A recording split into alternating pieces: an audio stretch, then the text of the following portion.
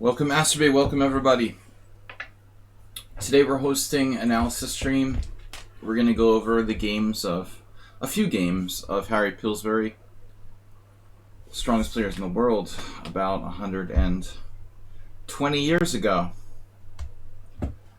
What's up everyone?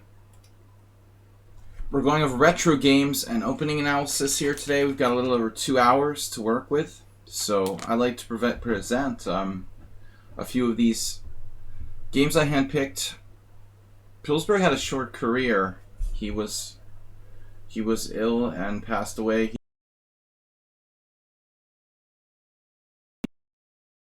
But it was not to be.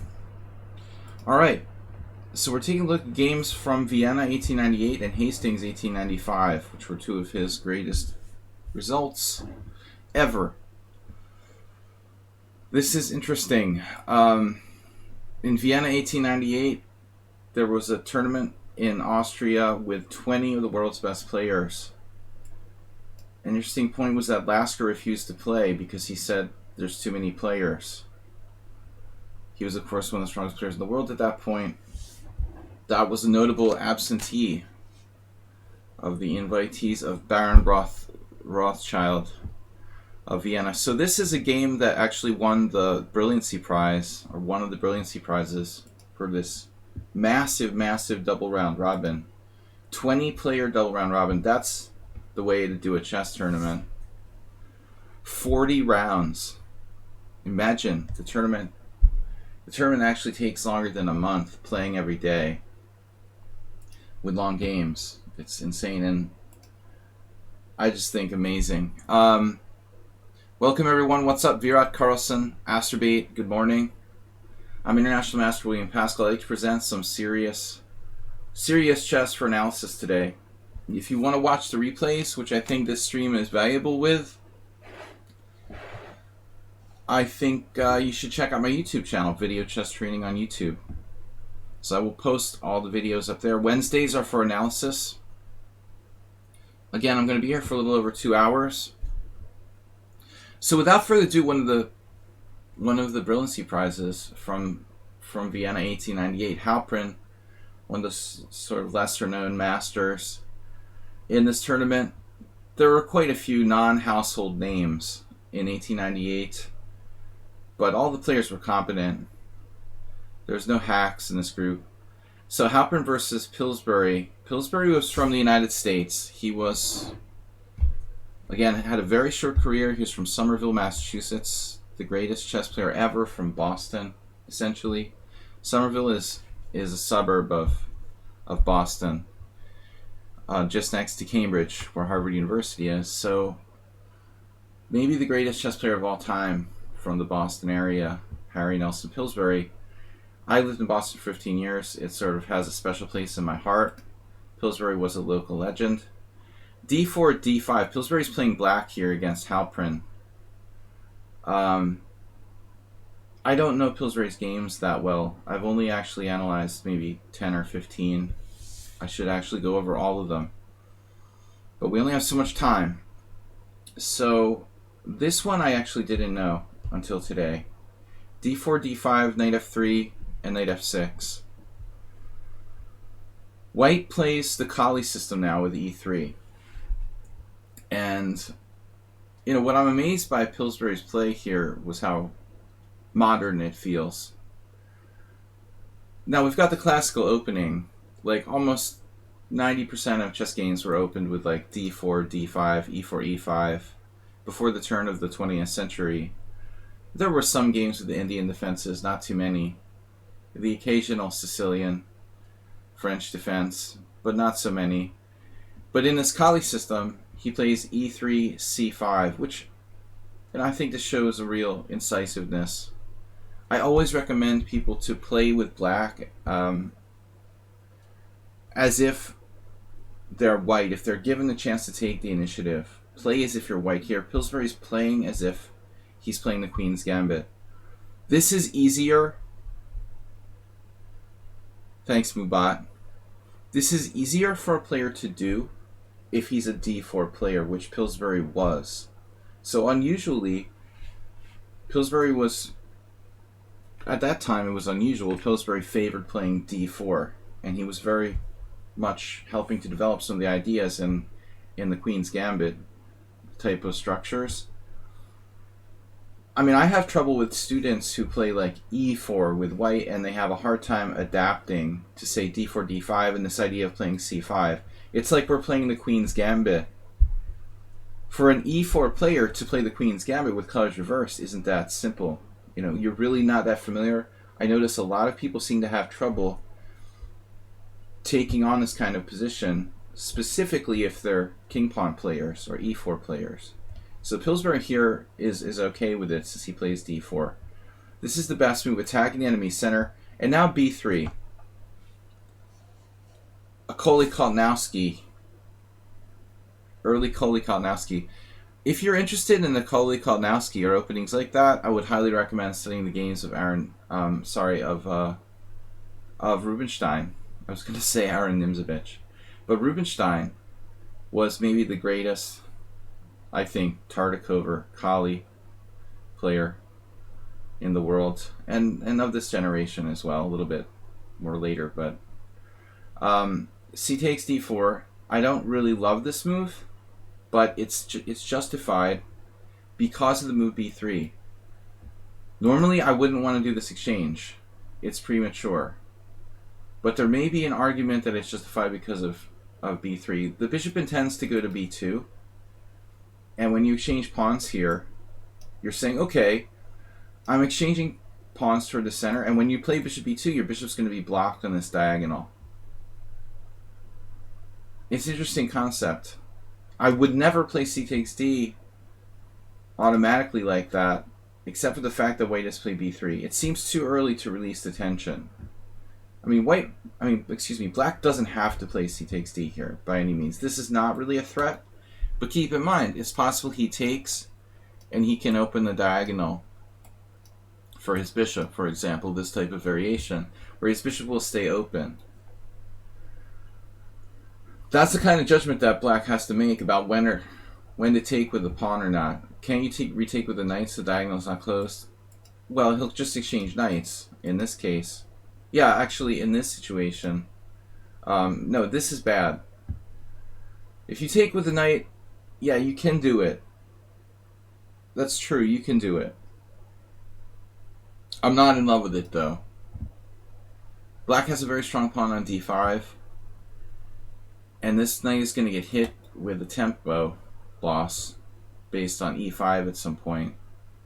But the answer is, like, maybe you can get away with it. It looks like a little passive for white, but it's possible. In many variations, it's okay. I mean, this is basically something that comes up in the Queen's Indian sometimes, yes.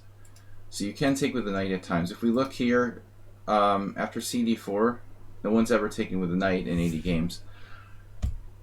You know, it's not ideal. It's playable. You want to have the bastion in the center. So he plays c takes d, knight to c6. It's also possible to pin the knight with bishop g4. This puts pressure on the center. When you look at the score in the opening explorer, if you guys can see that, you see a lot of black and very little white in the opening explorer. Primarily because strong players, it's kind of like the London system or the Smith-Morra Gambit. They have bad... London system's getting more popular today, but basically like the Smith-Morra crappy openings for white. They're not popular with strong players, you know, so generally this position's okay for white, but who's playing it? Like Savelli, Golubov. Do you see there's two games there and totally, you know, no well-known players playing white in this position. It's probably equal. Okay, the computer says that black is better by 0.2. It'll probably drop to 0.1 when you let it run for a while. You know, by the way, I don't know about the move order. Like, Yusupov plays maybe bishop d3. I think there's a school of thought about this. I'm not an expert on the Kali system. I know that a lot of people that I've worked with, Mr. Coffee, Kali system aficionados are afraid of like black pushing c4, but that's not really a great move. Black will take pressure off the center. Welcome, Asamil Acetate. So people are paranoid that this pawn push will happen, but honestly that's not such a great idea. You can see this with black sometimes, in the semi-Slav too. It's possible to play bishop d3. Obviously c4 is white's best move. Rubinstein used to play like d takes c, reverse queen's gambit. It's also not that bad. Alright. So the number one move is c4. The Kali system's not that great, surprisingly. Or not surprisingly. So, b3, cd, ed. Again, this is from Vienna, 1898. Huge tournament. And then, surprisingly, white plays c4. I only say surprisingly because most players who go for closed queen pawn systems, like the Kali, are, you know, not at all willing to play c4. Otherwise, they would play c4 on the third move, you know. So this is kind of unusual. It would be a Panabafenik if this pawn were back on b2. So it's like a Panabafenik where white has played b3 unnecessarily. Hangover, switch your brain. Yeah, I've been doing serious analysis on Wednesdays. I'd like to do something instructive, especially for my YouTube channel. I can post the videos on there. If we do more constructive analysis, I think it has more long-term value. It's entertaining and I probably get more viewers by doing Blitz. But honestly, I want to get something constructive out of it. So I decided to do this analysis on Wednesdays. So this is like a lot of weakening for white. It's like 4 pawn moves. And bang, bishop g4. Clearly the most aggressive move, putting pressure on d4. It's basically a kind of Tarash. Now white is lucky he can even protect his d4 pawn at all because of the potential attack by 3 different pieces. What happens here after bishop e2? Can we take out this pawn on d4? Sadly, no. We have to consider taking on c4. White has to take back with the pawn. And we can win the pawn at d4. I mean, I have the feeling that black might have something better than what he did here. He played e6, which is a routine move. That's definitely a major move. But can we try something faster? Can we try to take this pawn? No. Obviously, this loses the queen to check. This is an interesting line, though. The problem is bishop takes b7. But I wouldn't be surprised if black has something around here. Pillsbury was good. He wasn't a computer. He wasn't like the phenomenal tactician like Morphy was, I don't think. But I'm a little concerned about the queen check here and the general weakness of our white square. So unfortunately this just doesn't quite work. I mean, it's probably playable. But for example, here you have to deal with this, which is a major annoyance. I mean, actually this might be winning for black after queen d7. Queen d7, queen d7, knight d7, and it's not winning. Bishop e4, knight c5. I'm not sure. Even here I'm not sure. Like bishop e3 might hold on.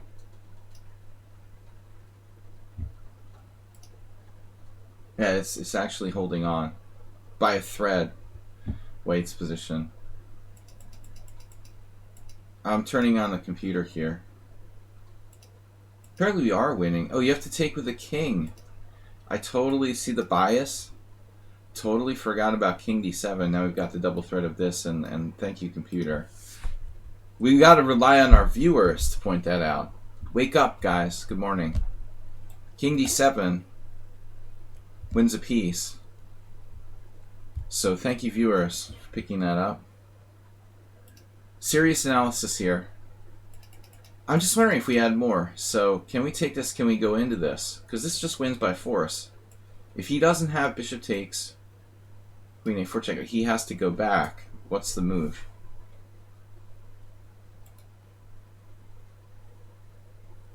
I guess you can play bishop d5. Something to that effect. I'm afraid it just might not be enough.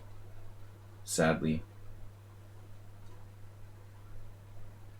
But again, there's a lot of complications. Turn on the oracle, just to double check. Black is better, but no win. So it's interesting. It's maybe possible he got more here. I want to see what the computer thinks.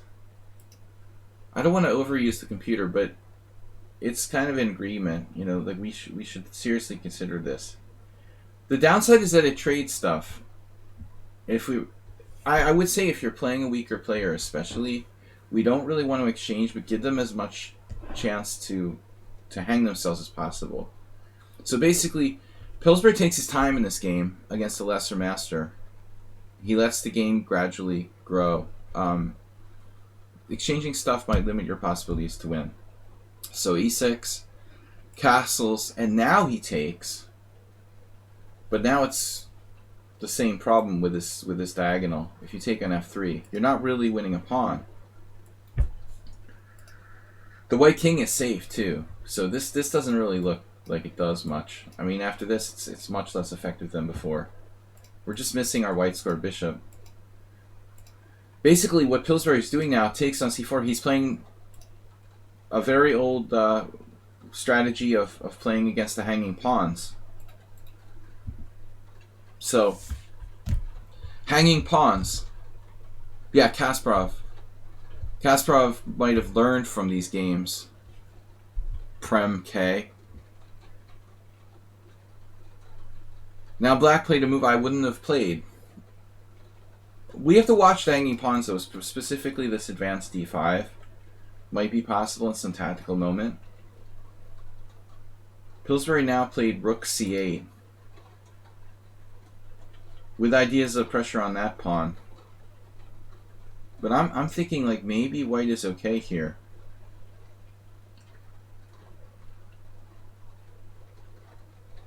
b6 much better. Not here, man. We don't want to play b6 with our bishop on g4. If you play b6, you want to have your bishop going to b7 to cover those white square weaknesses. We're good. We're good here. I mean, I'm just thinking probably black should not move the rook at all.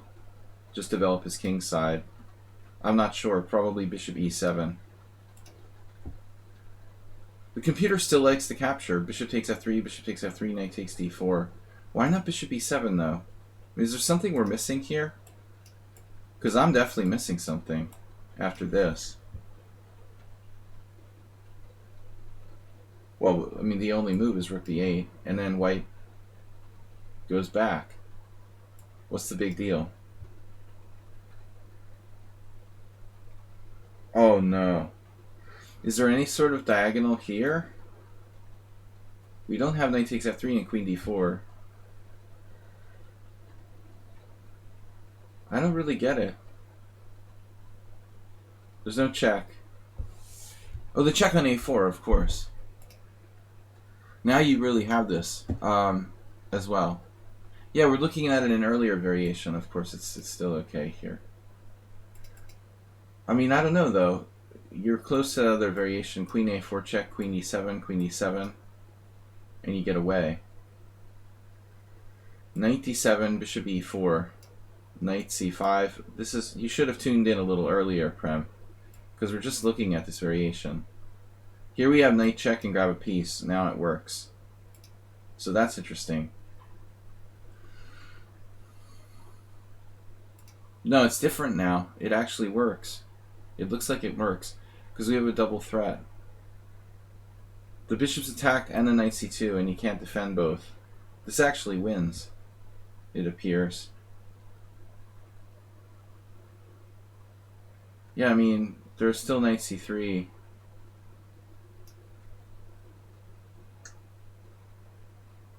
That's evil.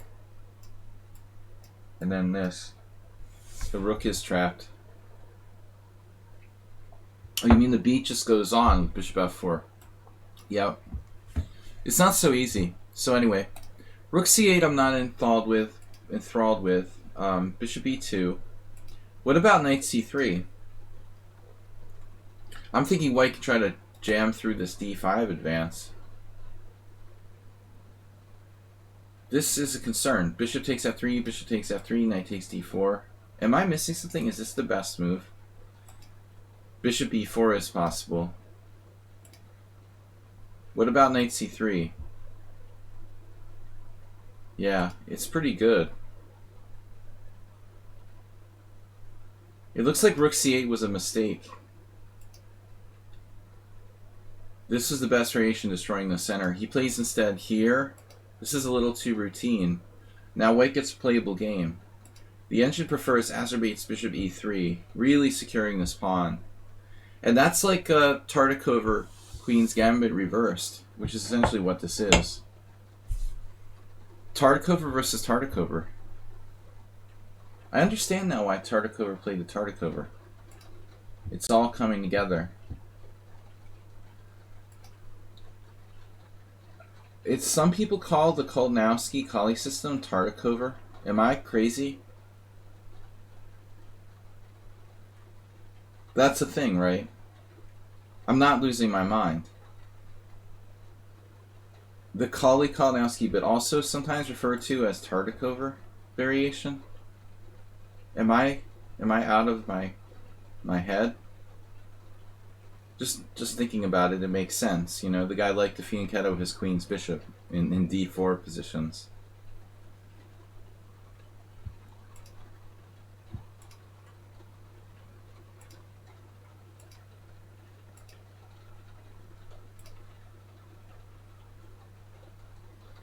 There's some random game in the opening explorer, but white played bishop d3, which seems a little strange. Pinning yourself. Putting the bishop on an undeveloped square. Undefended square, even.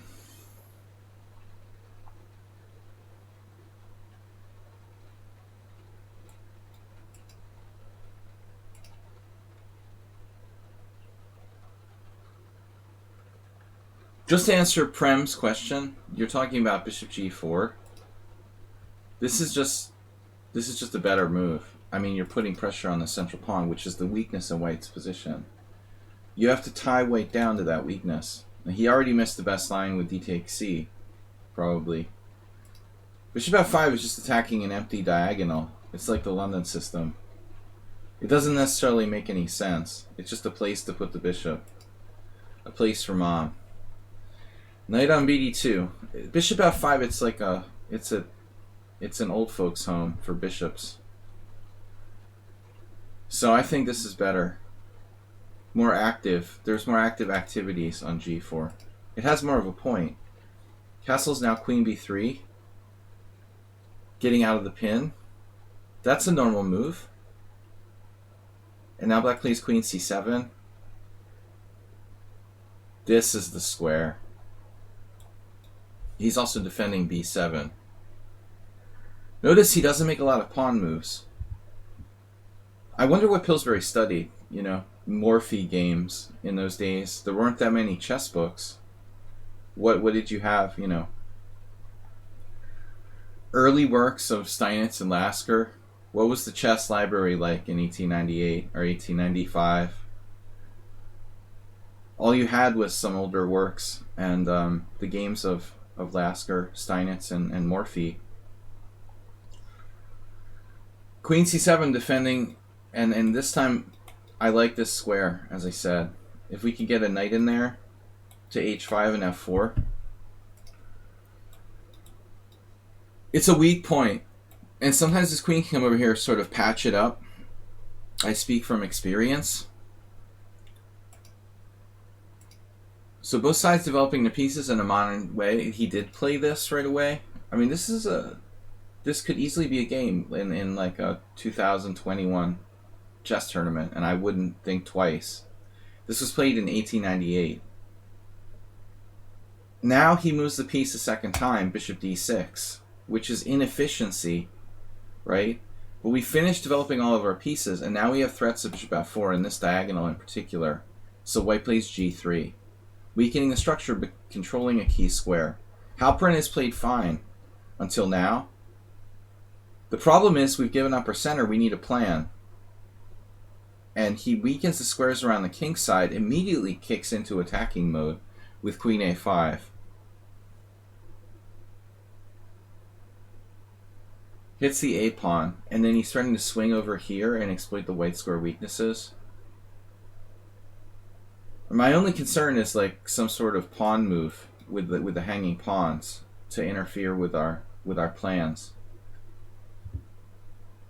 Black has to calculate both possibilities. What happens if c5? Tartikoff originated b4 in the Catalan, but nothing on the Cal.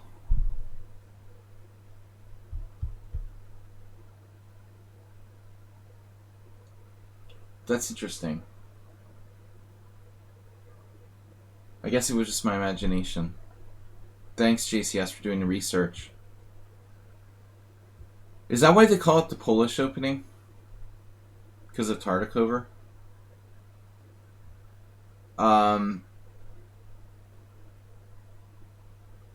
Morales, welcome to JCS and Morales. Thanks, guys, for tuning in. Thanks for being a mod. It's good to have JCS around. So queen a5, what happens if he pushes one of these pawns? I mean, we've got this, right?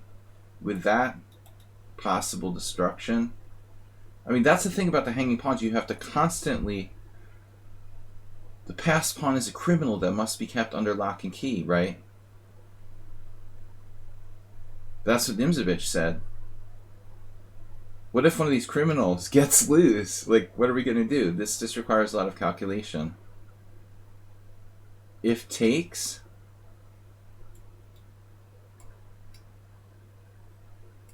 I'm not that worried about this necessarily.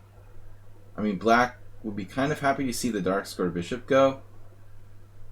But this sort of positional pawn sack, it is a possibility. Black has a lot of active pieces. I wouldn't be surprised if it's playable for white. See, he can do it. The engine is actually calling this equal.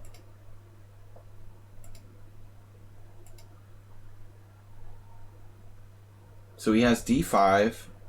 I was thinking possible as c5 also to interfere with the queen here. But you give up a huge square for the d5 point. But what I don't like is that white just let him do what he wanted to do. And this move is just like really weird. He plays bishop d3. And white should be worried about his king side. This is obviously the intention to come over here. Right, there is a possibility of moves like bishop c5. Sure. But we could also have to be careful with counterattacks. I'm not sure bishop c5 really does a lot. There's also this knight fork here.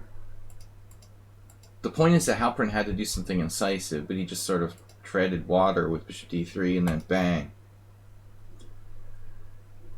Black's extremely active. Actually, I wish we could put our bishop on f1 to guard the white squares around the white king. This is a big problem now. I think this is where he really gets in big trouble. Queen h5. Knight where? White thinks he's attacking here. There's huge weaknesses all around the king side. White is under this false impression that he has some sort of threats. I mean, honestly, white is almost lost. I mean, due to threats of knight g4. His queen is here. The h2 pawn, this is mate. If h6, knight e4.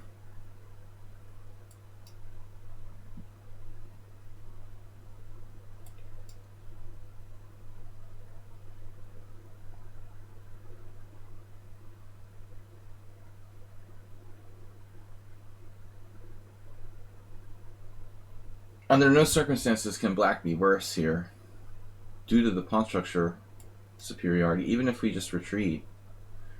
These pawns just look weak to me. Factoring in the fact that white's king side is weakened, I think that black is clearly better. This is kind of a weird move. He doesn't seem to have a sense about defending. He doesn't realize he's the one that's being attacked. And then the really surprising thing happened.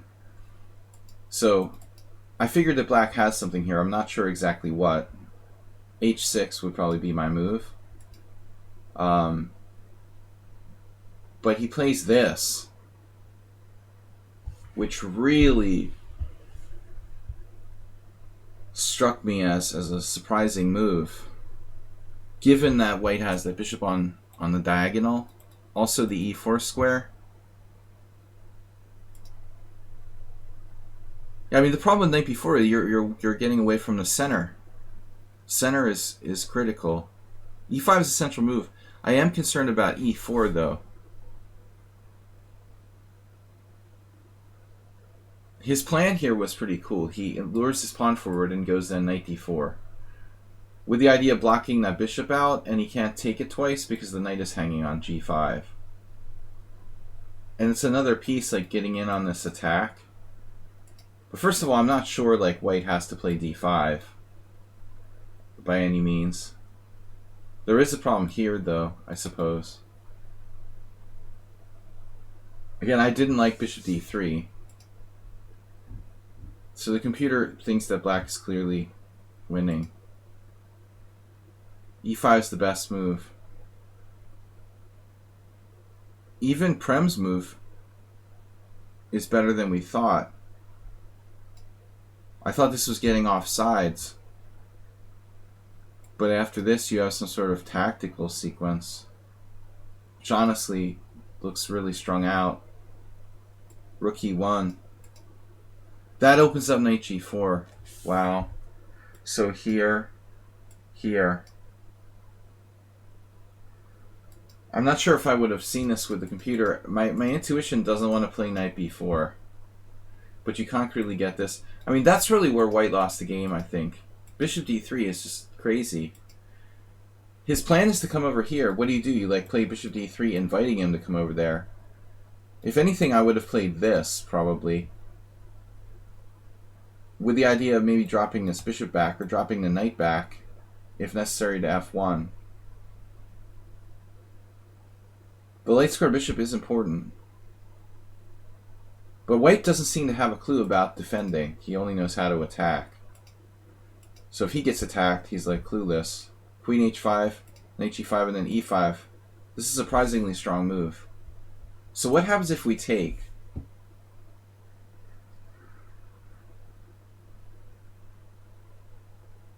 There's all sorts of possibilities. You might even be able to pin it with rook e8, but that's a little slow. Let's look at the obvious move first. Knight e5, right? Knight e5, bishop e5, bishop e5, queen e5, rook takes d3. Well, black is better, but not winning. So what do we do if he takes?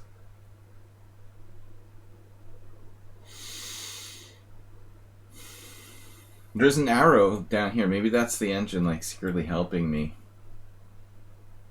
Pin direct. And there's this bishop c5 skewering the king on that diagonal.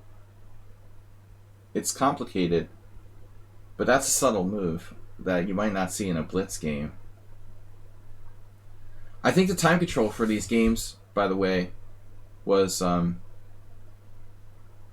it was like 30 moves in 2 hours, which is nice. Leisurely time control.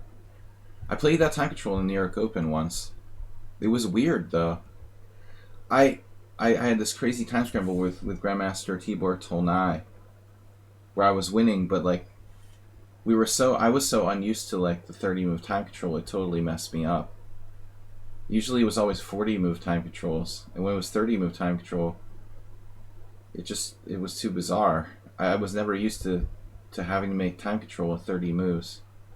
I think that caused my time pressure. But 2 hours is a lot of time here to find this move, rook e8. The point is f4, knight takes e5, and you're threatening this. So after even this, you have this. And you can't play bishop d4. I mean, you can sack your queen.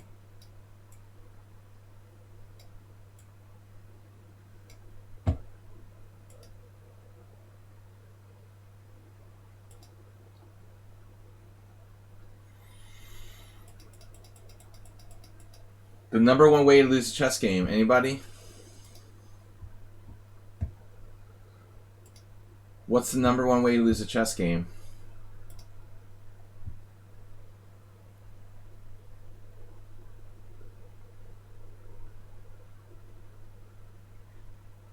Seriously, king safety.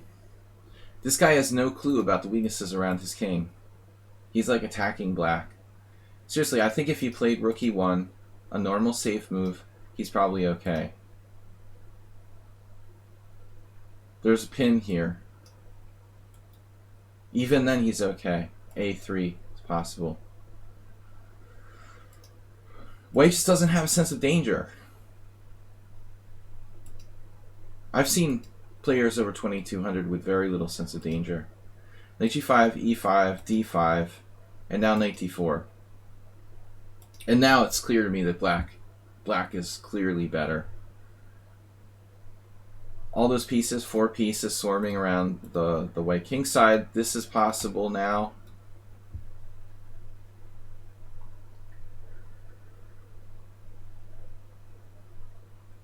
There's a huge threat of bishop e2, for example. The engine variations after taking. Oh, this?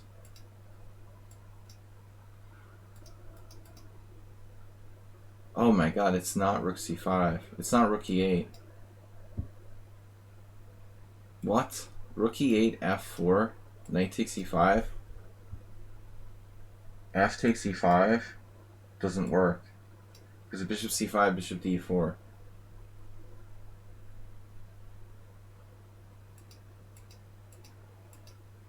So check this out.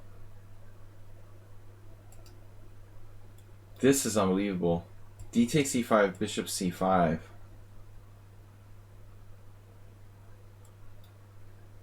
Wow.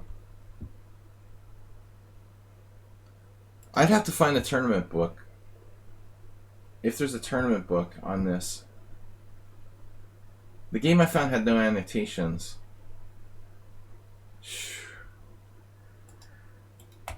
I don't know if he would have found bishop c5. I think that, like, you know, the first thing we looked at was like the standard. This was probably Pillsbury's intention, I assume. Black's just better. Better pawn structure, more active pieces, bishop for a knight.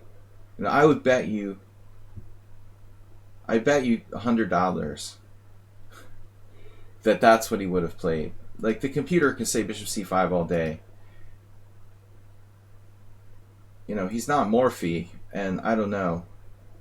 This is tough to play. Is there a queen trap? It's just like rook takes d3. Queen is trapped here? Seriously? Well, like, all the pieces are hanging. Slowly.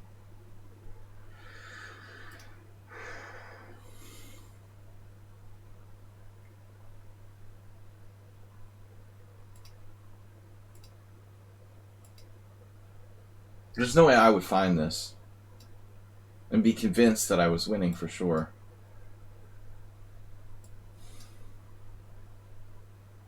There's this really sick move now. Here. That's the main point. It's over, I guess, after that. Well, he probably has to sacrifice the queen. It's not. But that would have been really hard to find. White played h4, weakening his king side. And now the only thing keeping white alive is his powerful pawn on d5. But black's pieces are too active. So the one thing about e5 was that it gave up the e4 square. He has good control of that. Check. And the amazing thing is like how patient Pillsbury is with this position. I mean, it looks like it should be over in like a couple moves, but he just like takes his time. It's almost like he's like a python savoring his food or something. It takes black forever to win this position. King g2, bishop b8, acerbate, favorite maneuver. Just calmly come back and defend the a7 pawn. This part of the game I don't really think of as calculation. He's just like playing with him. There's no need for calculation anymore. Black has everything tied up, and then f5 is just like pawn lever, and this f5 e4. The pawn majority over there is just crushing. Yeah, it's just devastating. So he has him in a complete squeeze now. And all the black pieces are completely coordinated. It's crushing. f5, knight c3, e4, bishop e2. And he just doesn't have to do like an immediate knockout. He's just paralyzed. White has an advantage on the queen side, black on the king side, but it's the king that matters. So he just calmly plays rook e8. White has a protected passed pawn here. We just can do whatever we want slowly. And then f4. That's devastating. Look at that. Coordinated formation with the bishop kicking in here on b8. And that opens up the white king decisively. White had the common sense not to play this. I mean, I assume the worst here. Obviously, I would at least knight takes h4 check, but possibly even stronger threats like this. I don't even want to know. So he plays that, it's over. That he's letting this come down, like, kind of scary.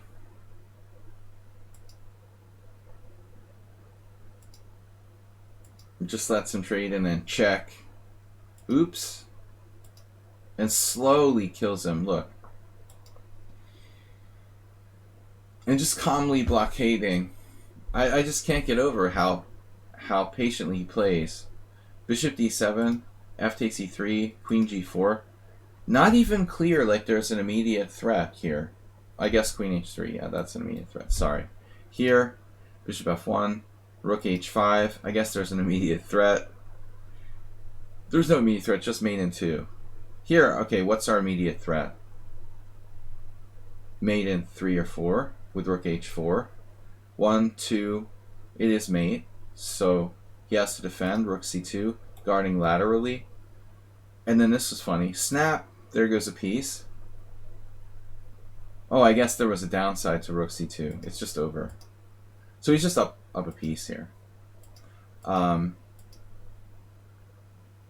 rook's protected.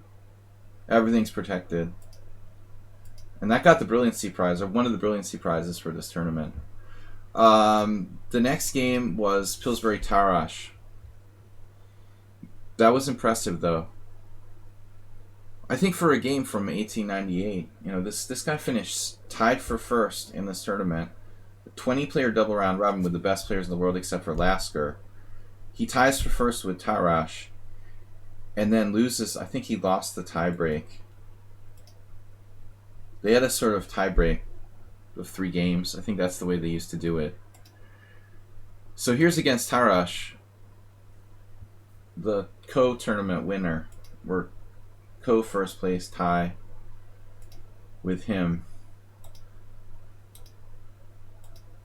A modern opening positional play. And so Pillsbury plays e4 and d4. I was talking about before how he liked to play the Queen's Gambit. Here we see the classic e4. And Tarash, one of the first players who loved the open Roy Lopez. I don't understand why this variation just sort of went out of popularity.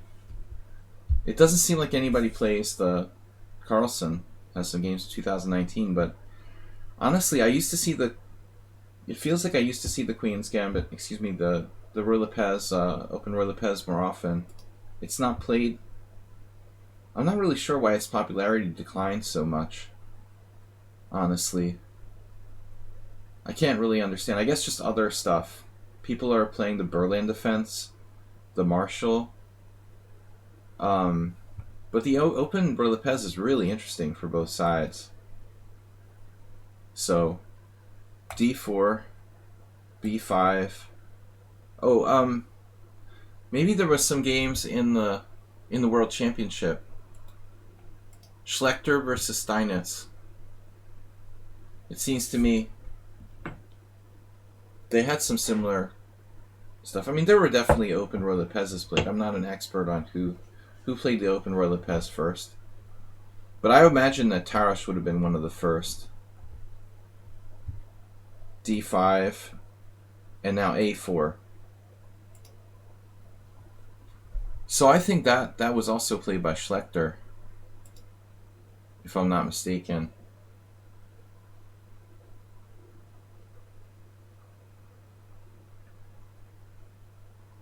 Look at the modern games, like hardly any games. 16 games. Right, no, I mean it's not d takes e5. Schlechter ambushed Lasker, or maybe it was Schlechter, I think, with white, who played this. It's an interesting line. There's a tricky line here. Yeah, playing it immediately.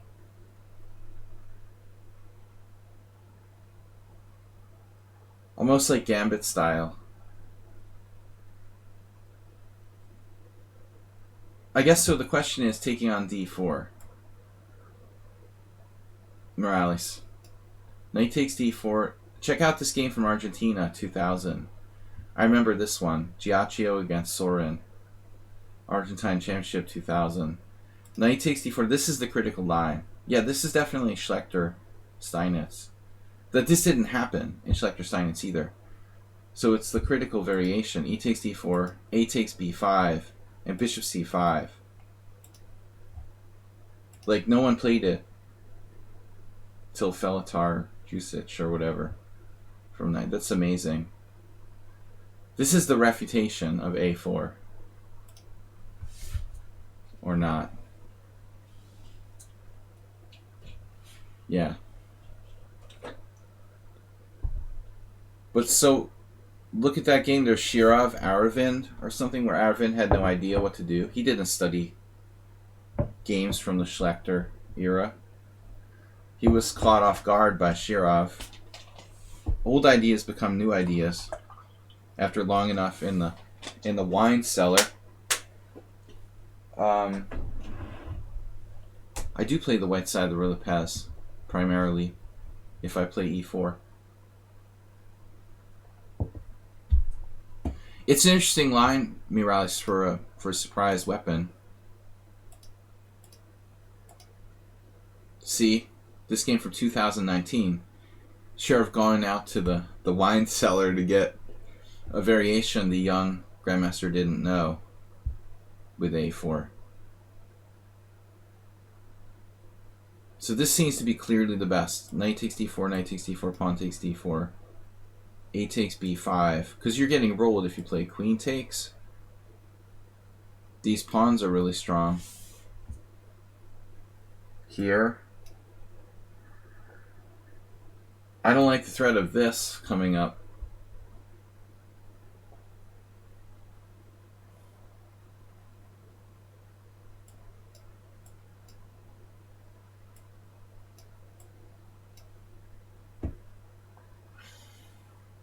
But again, like, no games to go by. Maybe there's stuff here to analyze that should be explored. So a4, surprise move. The theory wasn't really well developed at that point. For those of you who don't know, this is the main line. Everybody plays d takes e5.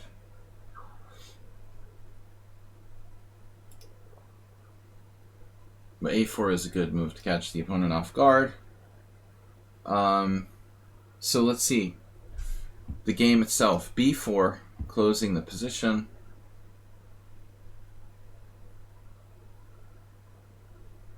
I don't remember what happened in Schlechter Steinitz now. Someone actually played a5. with the idea of bishop a4.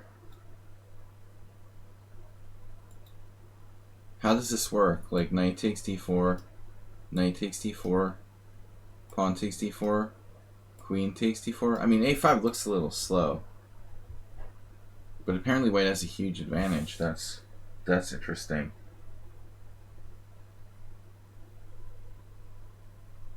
Peter losing it eventually. Knight f6. Black is okay. Unclear. Shirov. g4. Okay, whatever. This is not our opening analysis. So you guys want to do opening analysis here in a little bit? We can look at the open Relapez with a4 if you want.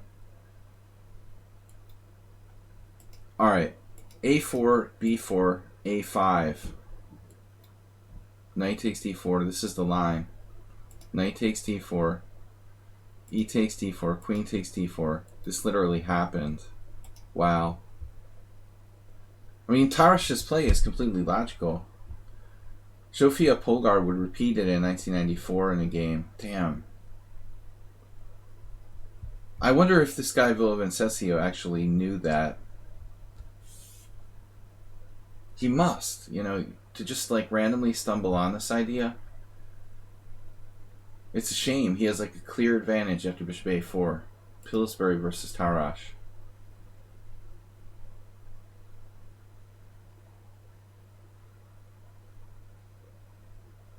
I mean, that's an extremely aggressive line. It's not even clear the white has compensation, except for the fact that you can't develop your king side because of g7.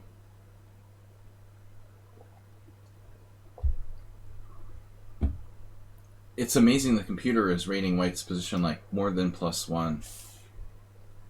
White is down a pawn, and the engine says that white is better by +1.2.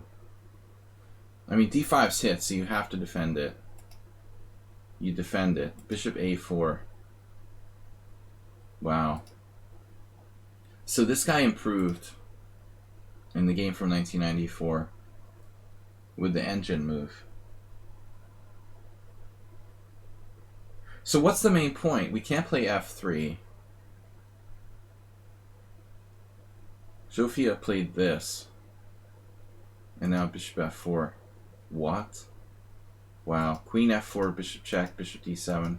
Takes on d5. Castle's queen side. Oh my god. And they had to draw a repetition. Dude, that's not right. White had to have better than that. Queen d6. It's like a computer line. But it's very hard to find the best move. Knight d2, it's like a slow motion move. Unless he's an engine, he's not going to find that. I mean, this is a forcing line. Wow, that's weird.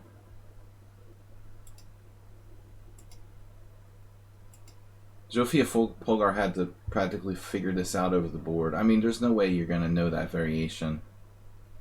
It's totally obscure. White might have known something. And then black finds castle's queen side. It almost looks like a composed game. Honestly.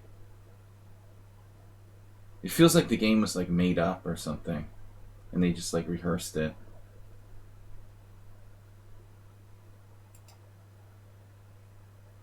She had king b8 now. Anyway, we're off track. So after c6, maybe this is a strong move. The right idea at the wrong moment. Knight d2. And I would think that black would want to be very careful here with open file.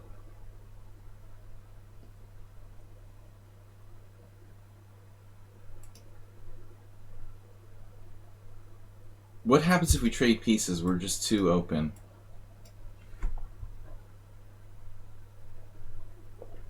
There's the possibility of this.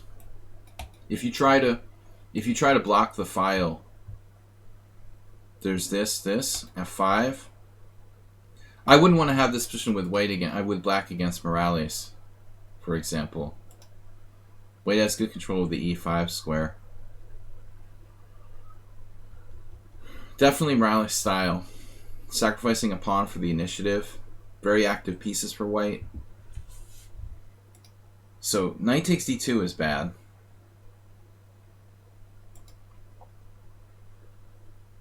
He has to retreat his knight. I mean, this attacks the bishop, so that seems the most logical. There's also this. He goes to g5. I guess same idea. Bishop a4, bishop d7, rook e1 check, knight e6. Because if bishop e7, queen g7 obviously wins. So here, basically white playing a pawn sacrifice against Tarash. Very aggressive chess. And then calmly knight f3. I mean, clearly white is a genius. No need to move the queen since it's the knight is pinned. We're efficiently developing all of our pieces. See a little bit of Morphy in Pillsbury's play, I think. He doesn't make a lot of unnecessary pawn moves. Very efficient development, playing for, in this case, sacrificing a pawn, keep the enemy king trapped in the center. Definitely not a fearful player. Bishop e7, queen g4. Black can castle now. Out. We out. So, that's something. Black successfully castled, and he's up a pawn. What do you think, Morales? I mean, this is your style of chess. Does white have enough compensation for the sacrificed pawn?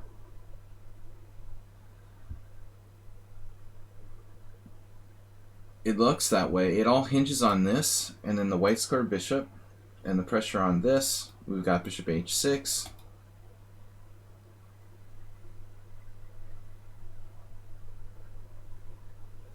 Queen c7. Man.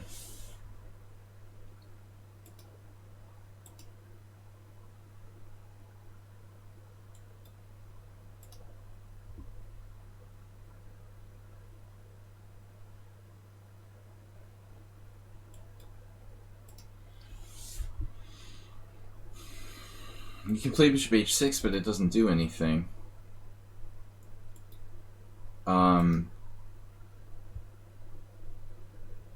King h8 is on the way.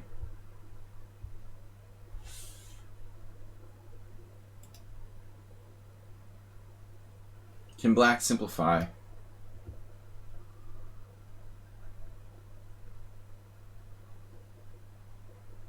What's up, Schieberspieler? Can we play knight takes f4? Knight takes d7?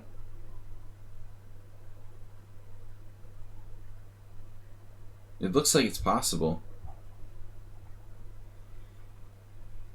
I mean, I'm all in for trading pieces from black here. Can I get some exchanges, please? Knight takes f4. Why does this not work? I mean, I have to take on d7. Is queen takes a problem? Certainly not. Or is it? Maybe it is. How big a problem is it? This pawn is falling, and then white will have a worse, and white will have a better ending, like here.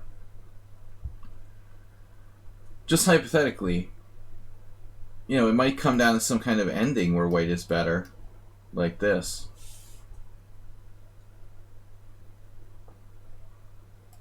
I'm very curious about this exchange. It's not possible. So it is the ending. Wow, it is possible.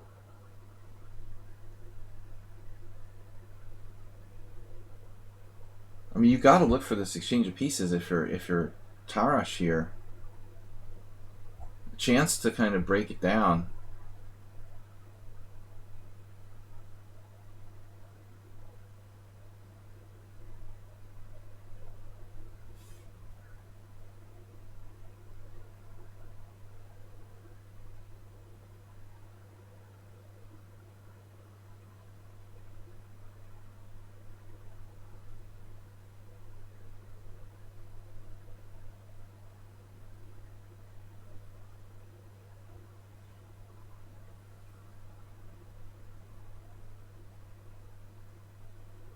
So queen d7.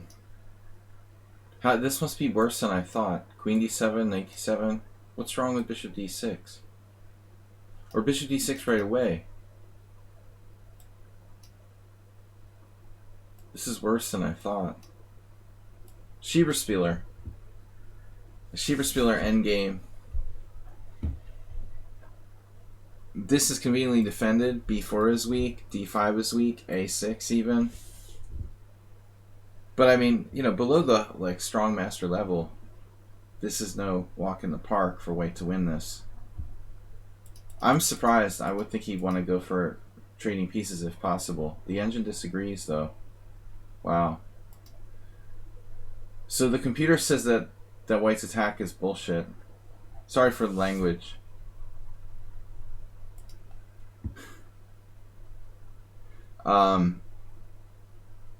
It's only light profanity. It's alright, Carla K. We'll keep it to light profanity. I'm surprised. I thought white had enough initiative, and Stockfish doesn't buy it. Wow. So he played castles, knight e5, queen c7, and should we cash in on this bishop? Seriously? Do we have knight takes c6 or something? There's no tactics, right? I'm looking at crazy stuff. There's nothing here, except for taking the bishop. I like this bishop, though.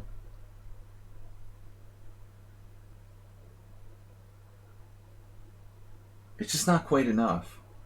Maybe white has enough to hold equality, but it's not quite enough. Yeah, engine's not buying it. Wow, wow. So going back to this position with the computer,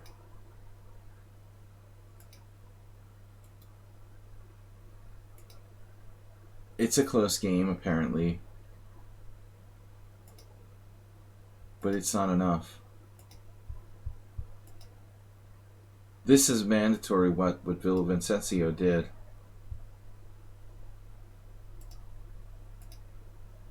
So black was alright. That's that other game. Knight d2 here. It looks good, but it's not quite enough. So he bluffed Tarash. Tarash was right to play this. Bishop d6.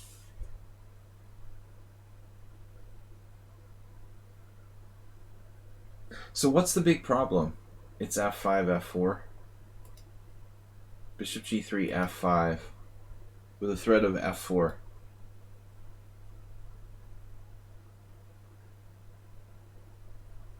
So we have to play queen h3. I was expecting this, but then knight g5 back again.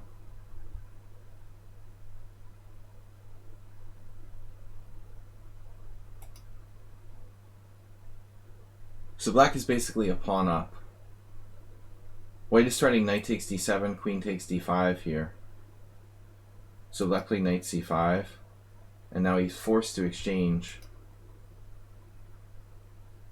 And white doesn't want to exchange down a pawn. Queen d7, and he has this. Oh, God. So maybe Tarash just missed this. He missed something. Like he thought knight c5. That's the impression I get. It's like he thought knight c5 defends, and it doesn't. Dude, look at the pieces. Just pieces, no pawns. Knight d7, rook e7? What?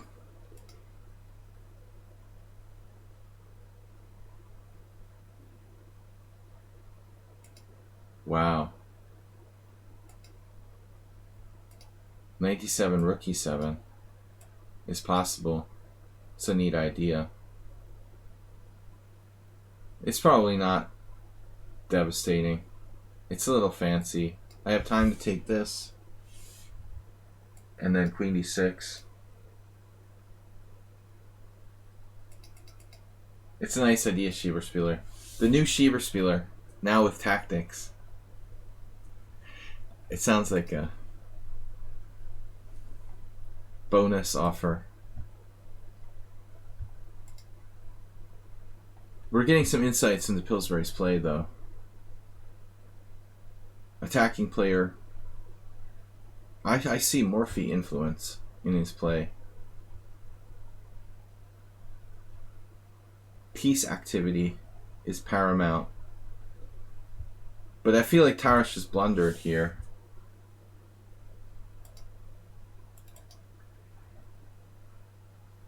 I mean, we're threatening knight 67, that's the whole idea. There has to be a way to defend against that.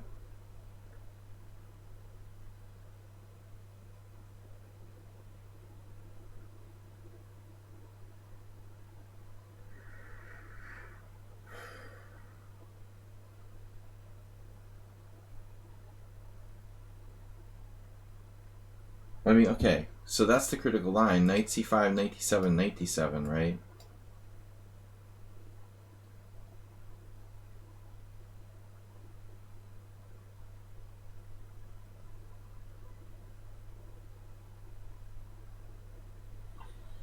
Schieberspieler is suggesting this, but it doesn't seem that great. We do have control of the open file. Maybe we have enough.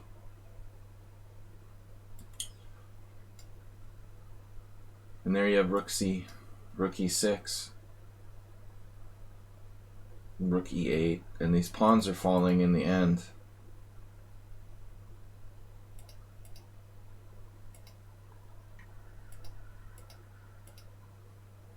f4. Yeah, it refutes the idea. No, we have this.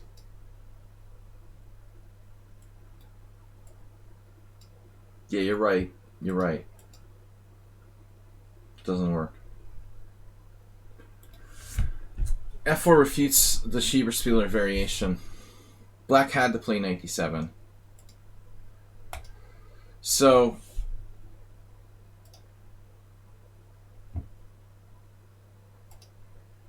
computer doesn't agree. Wow. Queen d7, queen d5 check. Pawn takes, bishop takes. This is not so bad. He sacks 2 pieces for a rook. Maybe Tarash was doing okay. Here. Another pawn, and then that. So this endgame was reached. It's always like tricky though, like playing with 2 minor pieces for a rook. This looks like a kind of optimal situation for the 2 rooks, honestly. I think that most people with black would be content with a draw here. The end just says black is slightly better. I would be terrified the rooks were overwhelming my 2 minor pieces. What's the move on rook e6?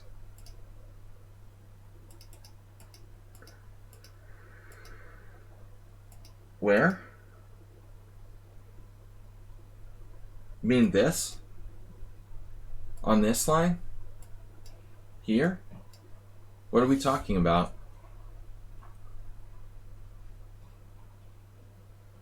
Yeah. Yeah, this turns out to be alright. Queen d7, queen takes d5 check, c takes d, bishop takes d7. I forgot that he had the intermezzo, you know, bishop takes g3 originally. So he has to do this. He has to do bishop g3. I mean, I was thinking, oh, this is just better for white, of course. This ending should be better for white. Bishop is better than the knight. It looks like a standard Schieber ending. I'm not in love with this pawn on a5 necessarily, but this is weak too. This is weak. That's what white really wants. Instead he got this. 2 pieces for the rook and a pawn. Which isn't bad. And in the endgame here. This is probably in a lot of endgame books, I would imagine. I've possibly even studied this ending before. I imagine older endgame books would use a game like this to illustrate, like, rook versus bishop and knight balance.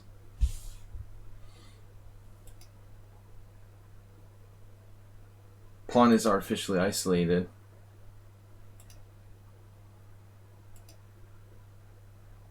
So you've got knight d3. defending against that. Man. This looks weird. Knight b7. But he's attacking a5. Preventing rook d8. Now rook d7. Wow. What choice does white have? He has rook d5, but it doesn't do anything. So he plays rook d7. Can black take this pawn on a5?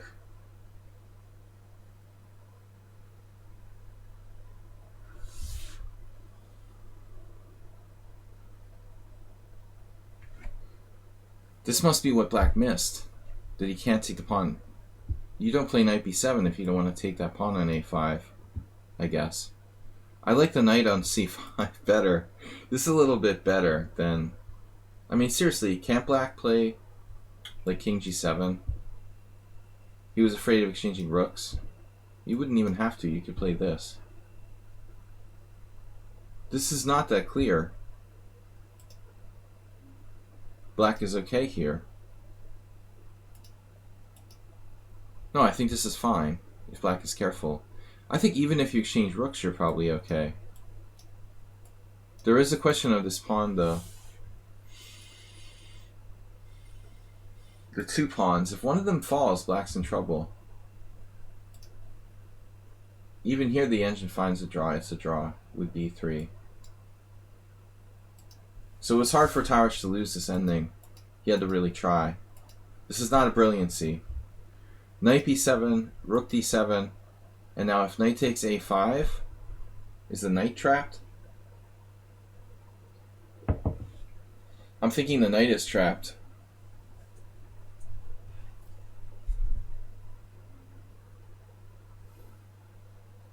Rook c7. I mean, even there, black has possibly b3. What happens if, like, rook c7, b3, c3? Is the knight getting trapped? I don't think rook d8 is the answer. It might be playable, but this is... You know, rook here and rook here could possibly trap that knight. So rook c7. If rook e8, we have king f1. And white is starting rook d5.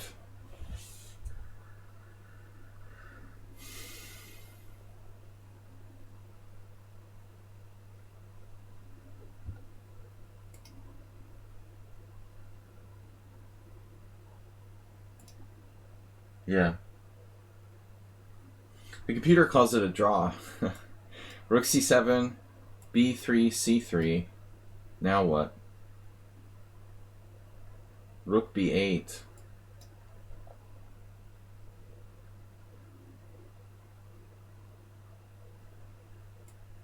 Oh, you're defending b7, so you can play this.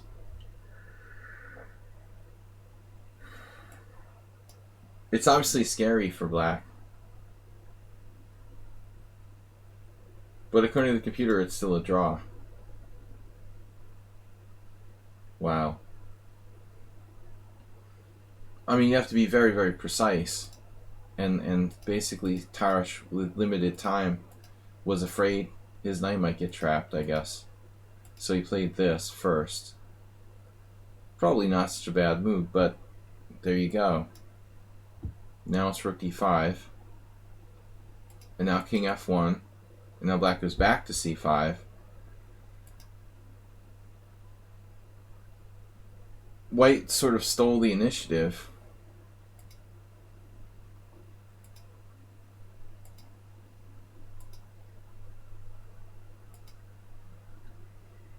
I mean, if you think about it, it was a 30-move time control. Rook b8 was the 30th move. That might have been a time pressure thing.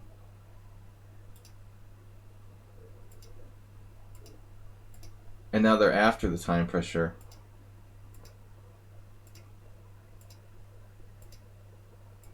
But black is tied down, with white slowly improving his position. Ooh.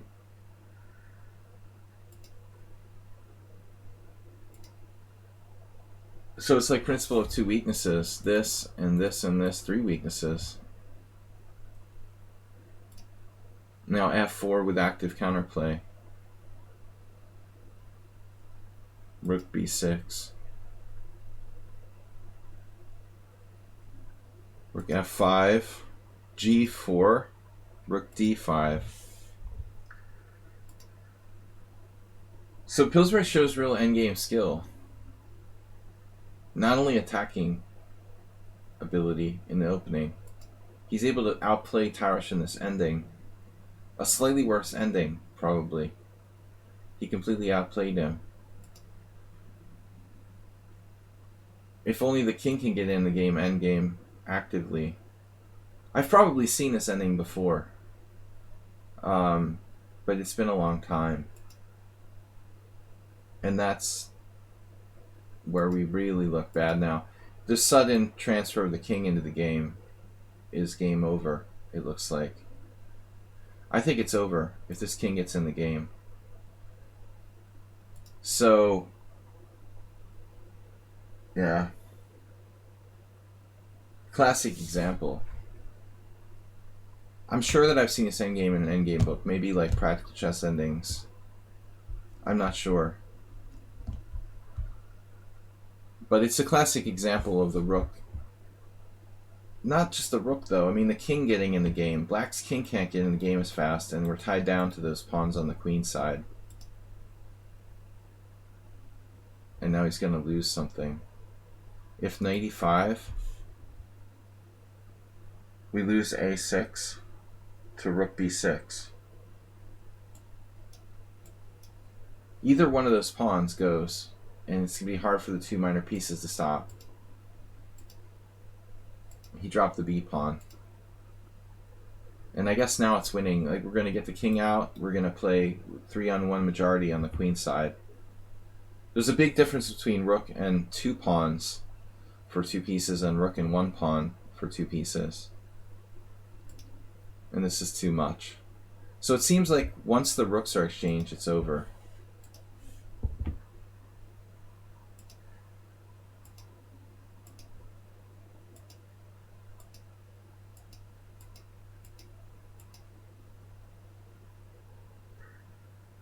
Black's barely hanging on.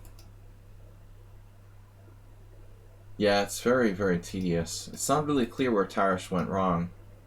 But it feels like at the time control, really he got in trouble here. He should have played b3 or something. Once white fixes the queen side like that, we have big problems. If you play knight e4, you're losing your a pawn. What if you get the other one? Then you lose a bishop. If you allow a check on the back rank, you lose a bishop. Or not. Yeah. For example here, king f7, rook a7 check.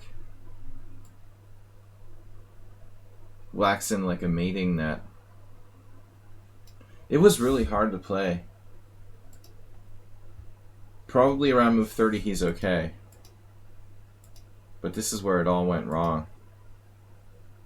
The computer likes knight b7. I don't think it's so easy, and I don't think the computer can see the horizon here. Honestly. Just to illustrate how difficult rook and knight versus rook is. The engine probably needs to calculate further than its 20 move horizon or whatever. A human just knows that rook and pawn or two is easier to play than bishop and knight. So it was a nice ending by white. Not that easy for black to defend. He's lost here. The pawns are too strong. Alright, now let's do some... We're going to move over to some opening analysis. Suggestions? Anybody? We've got about 45 minutes. I went over time there a little bit with the Pillsbury games, but they were interesting. Show me the theory. Petrov. Everybody loves the Petrov. Murales.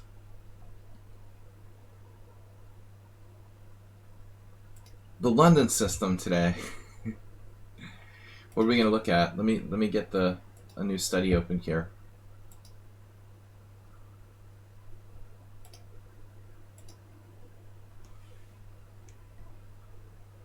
Where do you want to study that?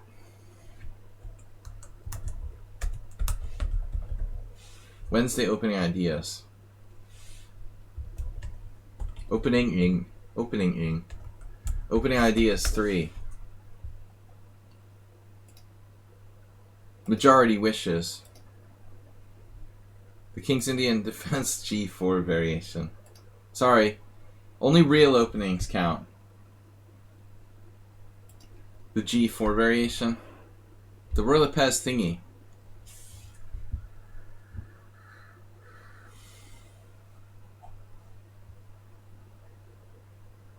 We're gonna give you guys a couple minutes to argue.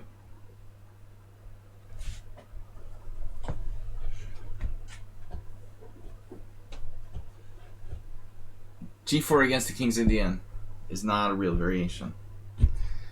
Kasparov. Though you did get a good position against me.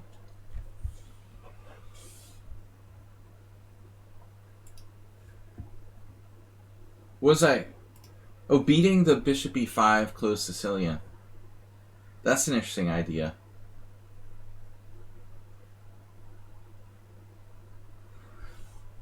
Beating the closed Sicilian. How about that?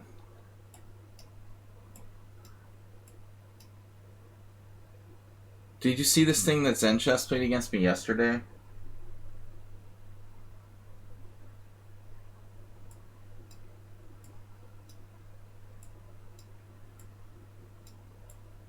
A4. Should we beat the Morales? Destroying the Morales variation. Why G6?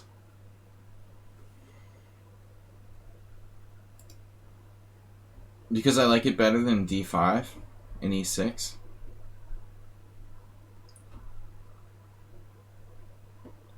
E6 is okay. It's okay.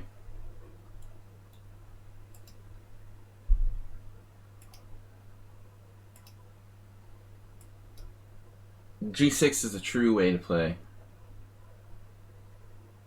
We're crushing the D4 square.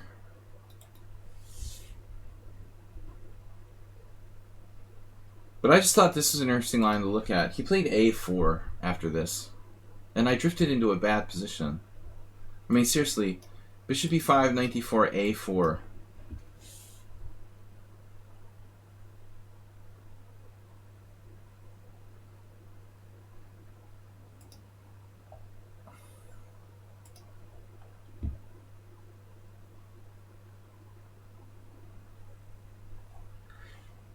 There's only a handful of games with this move. But I noticed something interesting. The best move according to the engine is an idea that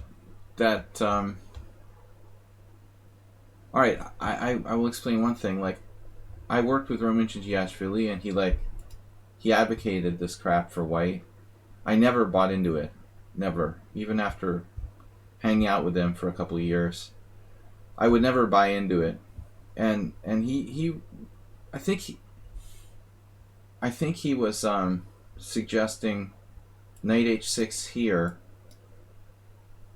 as a really good idea. But I found not a lot of games there. After A4, the engine says that Knight H6 is black's best move, so making no pawn moves.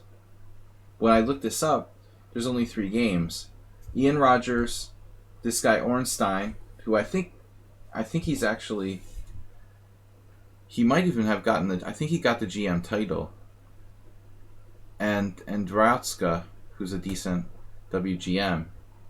So all 3 good players played Knight H6. The problem is, for me, like, the knight gets sidelined. I don't know. Is it really worth it?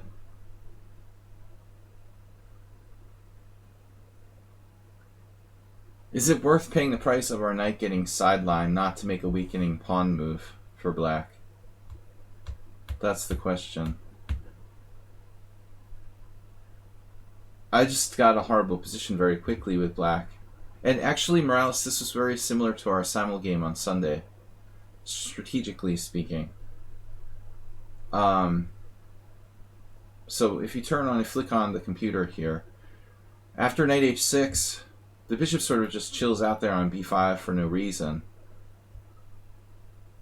To you, white is clearly winning. d3, castles, h4.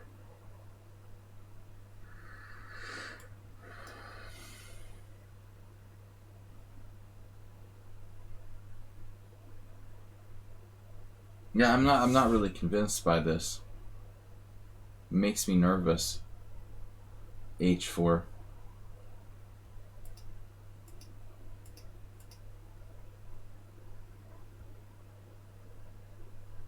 Here's an interesting move. Check this out. I guess I looked at this before and I forgot about it. Damn. That must have been my previous analysis that I forgot to play b6. So check out how much ground there is here to improve. The best move according to white, according to the computer, has never been played in this position. Like, the obvious move, a5. What? So it looks like it loses a pawn. It just like loses a pawn. And that's what the computer says is the best move. That's kind of far out, man. I think we're going to have to turn off Stockfish. b6 is a cool move. I like that.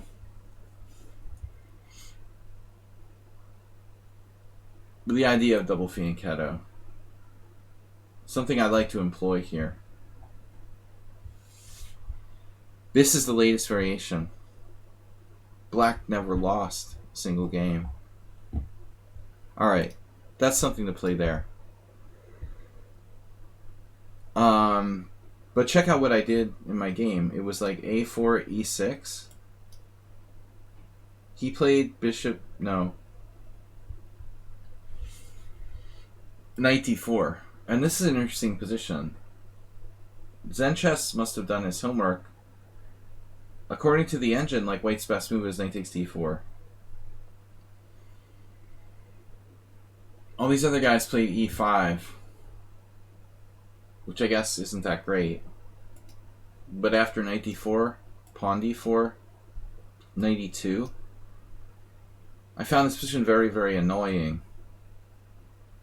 Knight e7, c3, and I don't know what to do.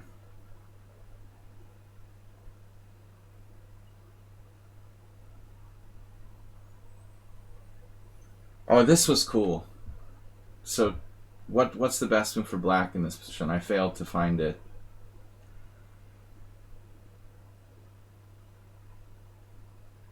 Try to find black's best move. Kiddies, without cheating.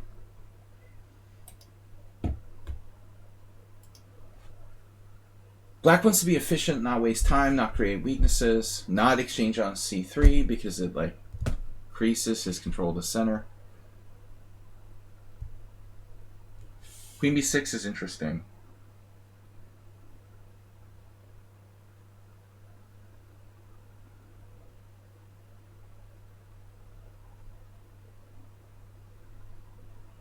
Yeah, I guess if queen b6, I wonder maybe white would like voluntarily retreat his bishop back to d3.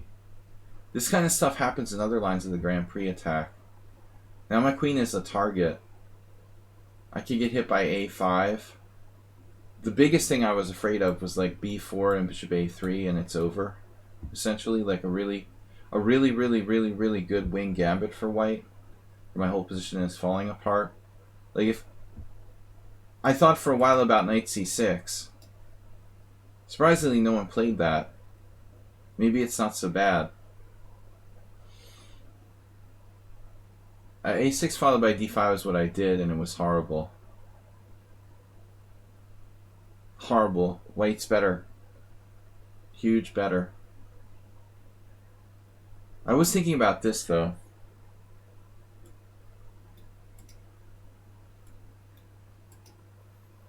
But I guess it just doesn't really do anything. I mean, maybe white just castles and goes about his business.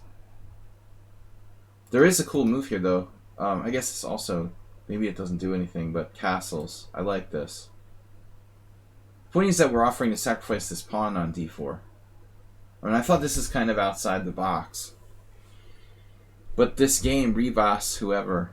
Not Rivas Pastor, but another Rivas. Rivas, whoever... Shivas Regal. He just calmly castled. I think that's probably right. The thing is, what do we do? I mean, d5 lets him fix the structure in the center. That's kind of what he wants, Prem. This is what happened in my game against Zen Chess, and I just have like a crappy position. Nimzovich is happy with good control of e5 and a space advantage.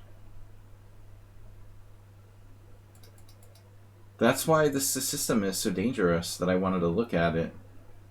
I guess e6 may be suspicious at the end of the day.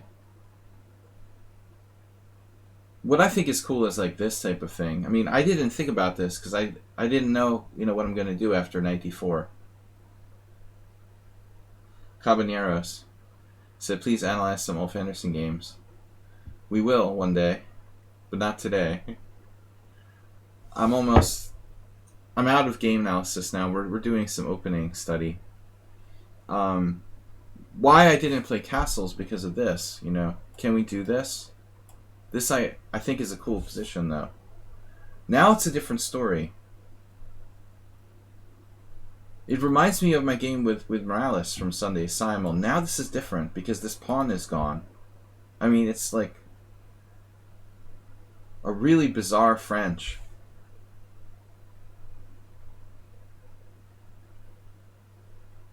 Yeah, I mean, like, I probably thought about what World Loser was thinking, something like this.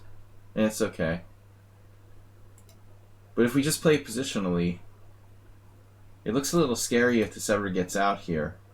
But white doesn't have time for that. So probably something like this. Yeah, you could play queen b6, queen takes d4.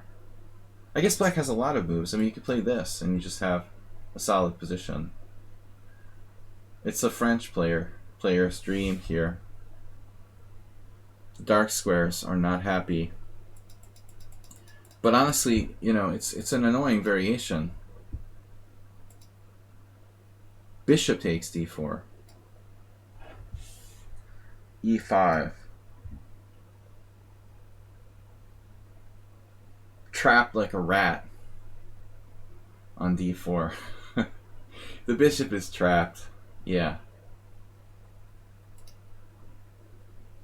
So I think this variation is underestimated.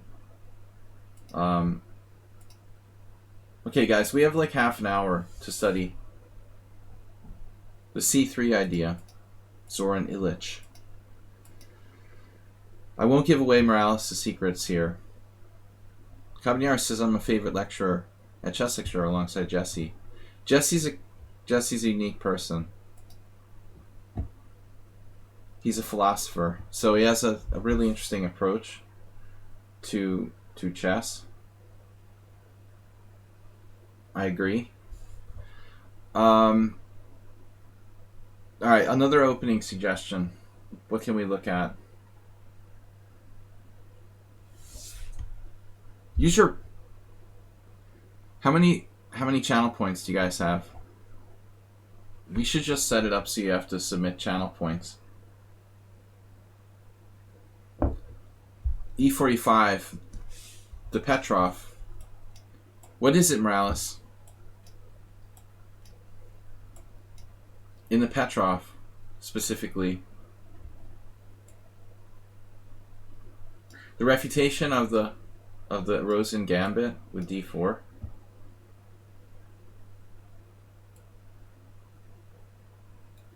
Does anybody want to see how to refute the Stafford Gambit in 5 moves? First, you force them to play the Afromeyev, and then you just sacrifice a pawn back with knight c3. This is like crushing. Knight c3, knight e5, pawn e5, queen e5, f4, queen e6. Clear advantage to white. But just kidding around.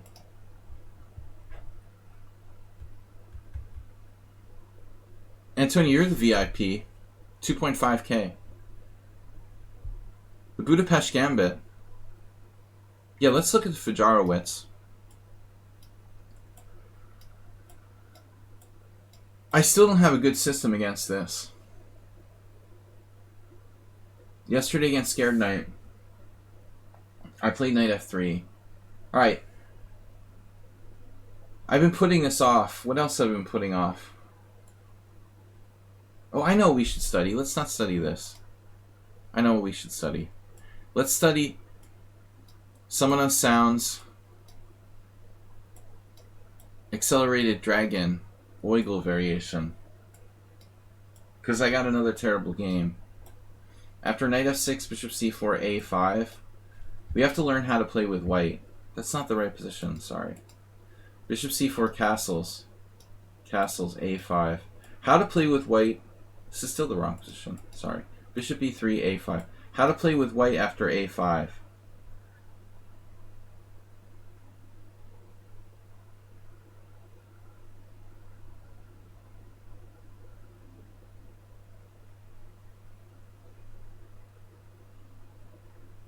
No, the problem is, I played a4 against someone unsound.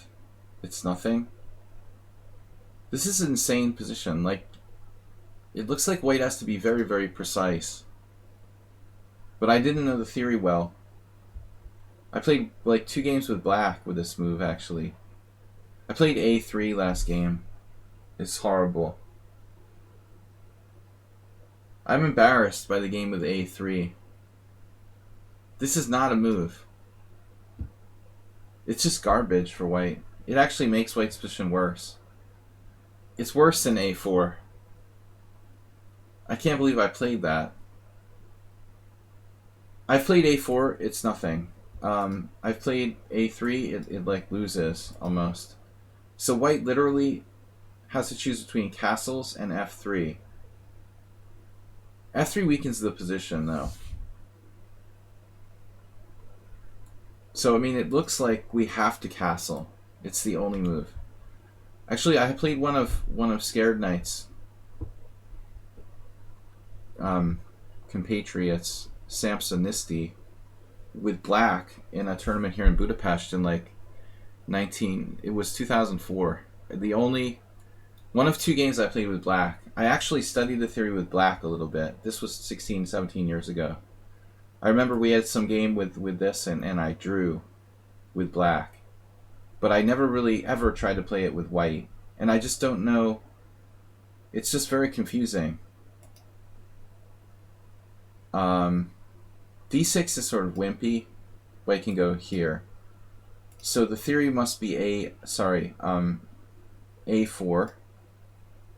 Right, this is the trick. Knight takes a4, knight takes e4. You actually put this in my mind. The player who here was talking about Jesse Cry. Solution is c4. That's a solution too. But I like to play both. Schieberspieler. Depending on my mood, you know. This is the critical position. Jesse was apparently, of all people, Jesse Cry, who played the French defense all his life, is now advocating the Accelerated Dragon with black. Everybody's an expert, you know. Or at least he played it in some games. A lot of people do that. Like Gelfand played the Najdorf all his life. Now he's suddenly playing the Accelerated Dragon. What's up with that? You're like principled all your life, and now you're gonna sell out to this coffee house Accelerated Dragon? Disappointing. You're becoming corrupted in your old age. I was lazy from the beginning. I never played a real opening like the French defense or the Najdorf with black, so I have no, I have an excuse. But to go from a real opening like the Najdorf for the French and start playing Accelerated Dragon like Gelfand or Jesse Cry is sort of sad. Um, Pawns are people too, Caballeros. We don't agree philosophically. So this is a key position. By the way, someone mentioned f3, and that's also very, very complex. Probably more so. I don't remember what Nisty played against me, but that's not it. Yeah, that's not it. d5 is possible here. So this line seems okay for black. f3 weakens the position. Castles, a4, knight takes a4, knight takes... And now the question is, do we play c4 or knight b5?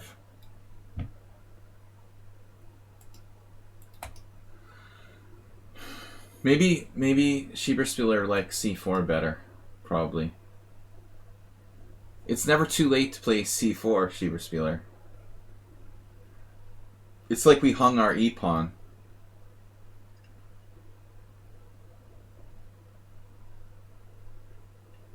And put our bishop on a really weird square.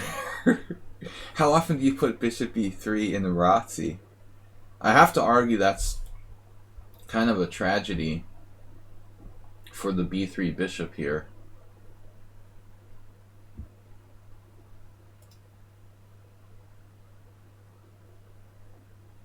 So that's an alternative, but this is the main line.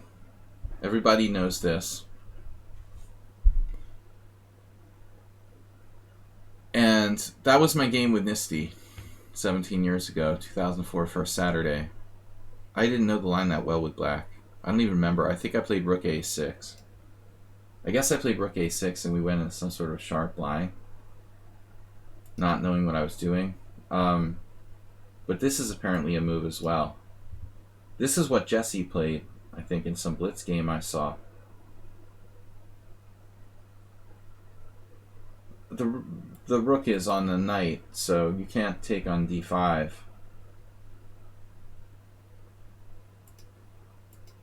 Or at least just considering this. I guess I'm programmed not to do that on principle, but this is a simple continuation.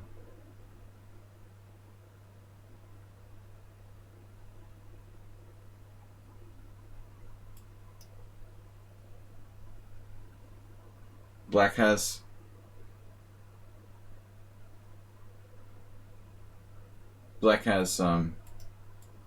enough active counterplay here. Hildardo, who passed away sadly earlier this year, played a game with white and lost in '94. Simple way to play. Knight takes c8, queen c8, and like black has this massive pawn chain.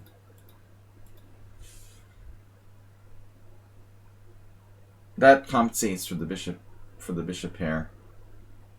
It is a passed pawn. I mean, that's what Gildardo was thinking. It's ironic that our last game that I played with Gildardo, he played with black, the Accelerated Dragon. We actually had a Marazzi. I was surprised though. He was always a classical player. Everybody gets, like, when they get old, they start playing the Accelerated Dragon. What's up with that? It's easy to learn, I guess. So knight takes e4. This is critical. Knight b5. Now the question is d5. d5 is better. I like d5 better than rook a6. Rook a6 puts the rook in this really weird square where it's prone to getting attacked. So d5 seems better. This is good for white, apparently. Bishop b6. Hector Walsh is a correspondence player. And not many games here. Wow.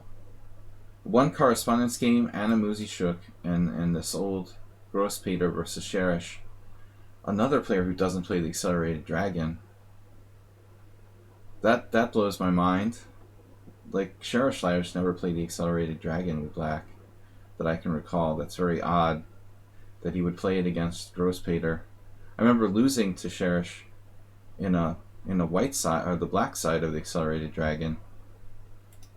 But everybody just plays Accelerated Dragon. They watched videos or something. Even grandmasters start to play it, supplement their opening repertoire. So this looks strong for white. Bishop b6. But check out this game with Grosspeter. Queen d7, Queen e2, Knight e5, Rook d1, e6, Bishop d4. This is the main line. And black has a strong center, but his pieces are discoordinated. We're threatening knight b5 on knight b6.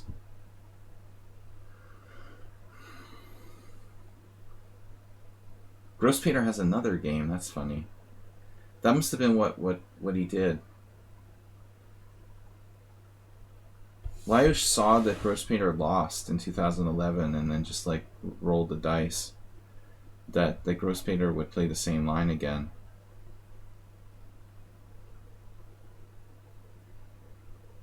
He doesn't play the Accelerated Dragon. That's weird. So this looks better for white. Knight c4 is a bad move, I guess. Knight c4, bishop c4, rook a4, bishop b3, rook a6, c4, white has like a clear advantage. Bishop d4, rook d4. Knight c5, knight c3, knight b3, a b3, queen c6 takes, queen b6, and rook f d1. And somehow Grosspeter didn't win this position with white. But I mean, it's a big advantage. This looks like a very easy position to play. He missed e5 or something. Queen b3, d6, bishop d7, h4, queen b6. No, it's terrible for black. But again, like, this is a player who doesn't play the Accelerated Dragon, having to play this line. I don't know what he was thinking. So this line looks kind of dubious for black. Let's look at the other variation. Rook a6.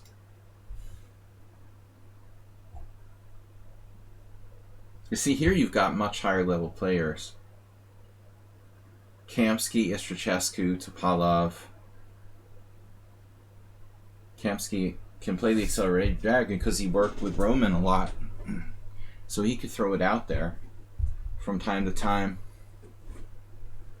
Roman was one of his seconds back in 2005 or whatever.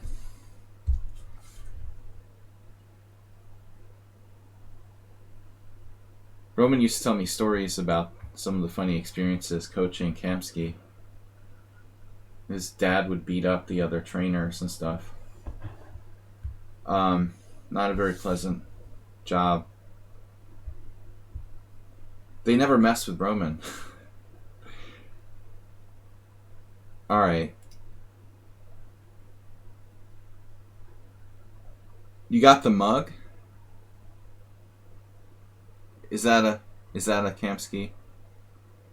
Kamsky's catchphrase? He's a famous legend.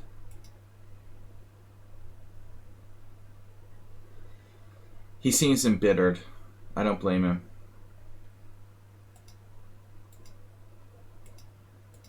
Yeah, I like this knight b5. Let's look at rook a6. Here we go again with c4.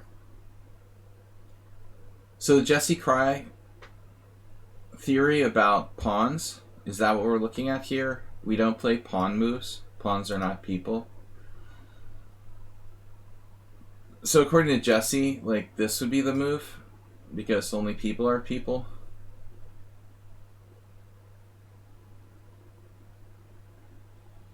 Black has a lot of people that aren't people here that are relevant. I mean, black's whole position hinges on the central pawn majority, it looks like. d6, and then you play it anyway. Well, this seems inconsistent to play c4 now. Rook a d1.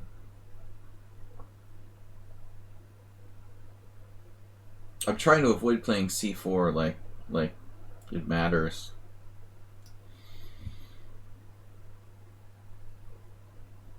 Man. Yeah, this is such a complicated variation. I guess you just have to eventually play c4. You might as well just play it right away. So much for Jesse's theory.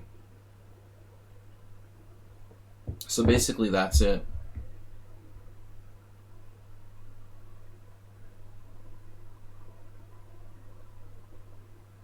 Now d6 or knight a5. This is the engine move.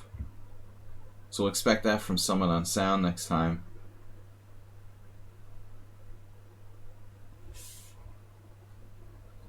But black doesn't really have any attacking chances. It seems like kind of suffering. I like this for white. So d5, preventing here, here, here. That's the question, can black make this position work? And I like it. Very easy to play.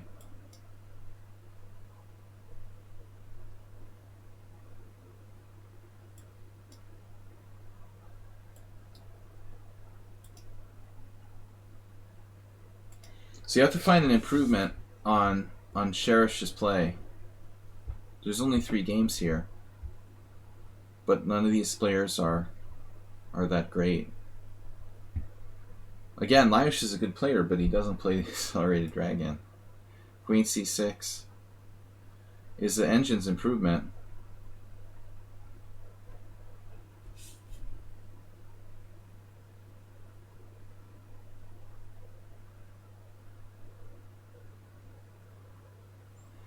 You know, there is this game, this correspondence game from 2007, and Musishuk.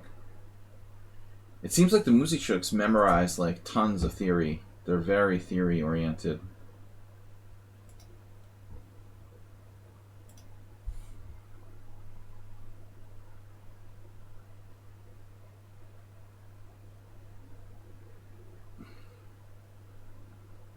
Do I ever look at King's Indian? Yeah, but I have a headache now. Maybe next time.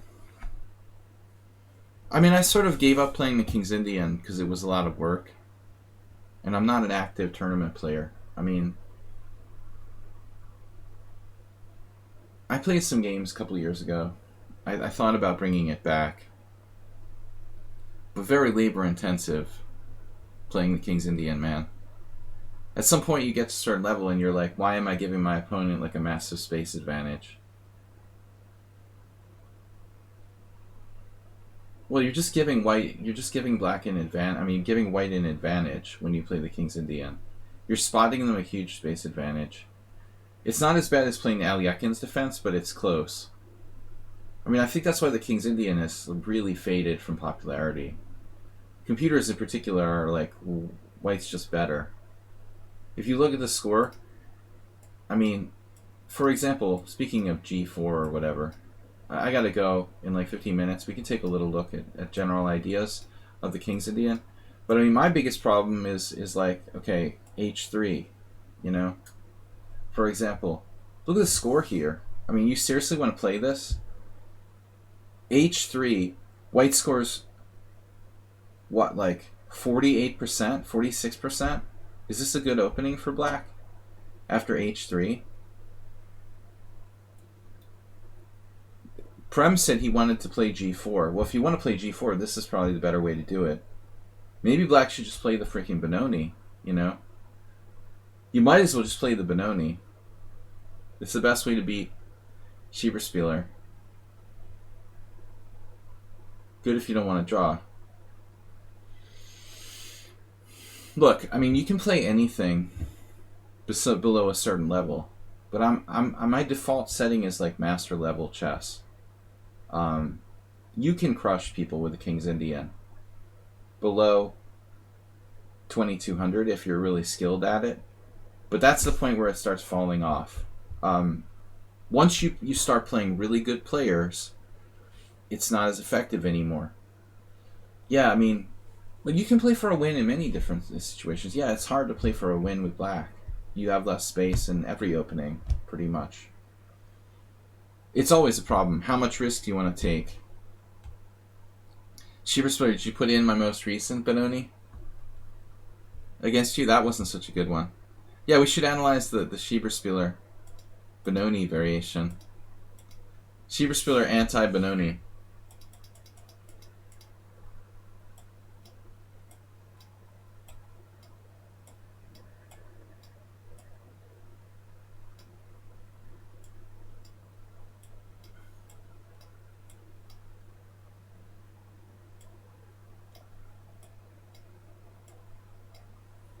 Schieberspieler should have been born in the 80s.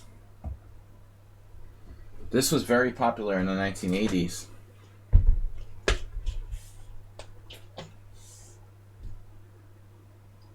I never really seriously played the Benoni. Just messing around with it. But I was showing Asterbate, the only reason he played a6 against you is because I was suggesting this is like the lazy man's lobster. You go to a restaurant, a seafood restaurant, and you're too lazy to crack the lobster shell, so you order lazy man's lobster.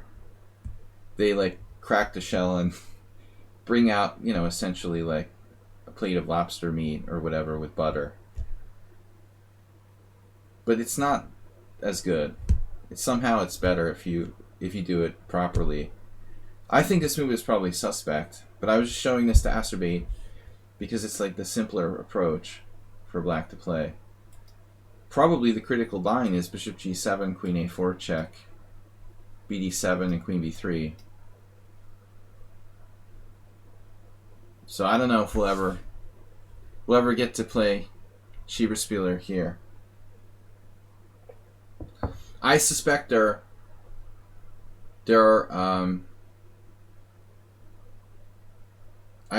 there's a lot of analysis yet to be done, but not enough people play this variation for white. Not enough people at the highest level play the Benoni. Another problem. I think. Where did I see some good analysis on this? I recommend all the time Shuba's book, Dynamic Chess Strategy. He had, I think he had a game he analyzed in this line. B5 is the modern move. Gashimov, Caruana, the quitter. Gelfand versus the quitter.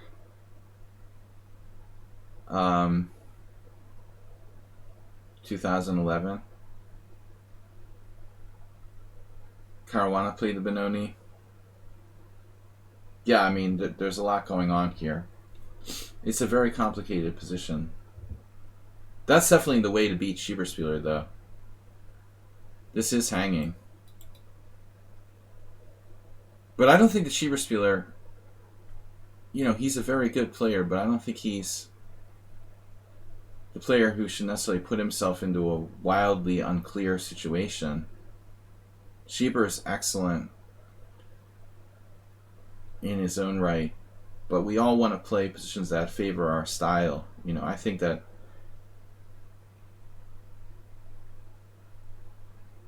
this would be the way to play against you. Though I don't know the theory well enough. Probably you can work it out, though, pretty far at home without having to figure it out over the board. It's not a secret anymore, I guess. But I think there's still some secrets in this position. No, it looks like it's sound. B5 is actually sound. Bishop d6. Here. Bishop e5. You can bet that Gashimov put in tons of analysis. I mean, already White's advantage has dropped down to 0.3, which is nothing. That's like every opening. In other words, like Black's opening is completely sound. If that's the best white has, this variation is fully playable for black. 0.3. That's like the normal position in every opening, for the most part. I mean, a very small standard kind of advantage.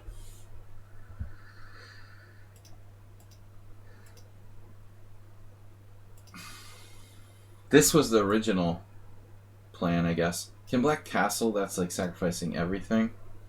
Pankratov. You want to go to the next level? Let's go to the next level, please.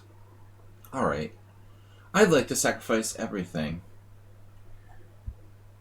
Pankratov's sort of popping up all over the place lately. This isn't the first opening I've seen. He's got some very unique ideas.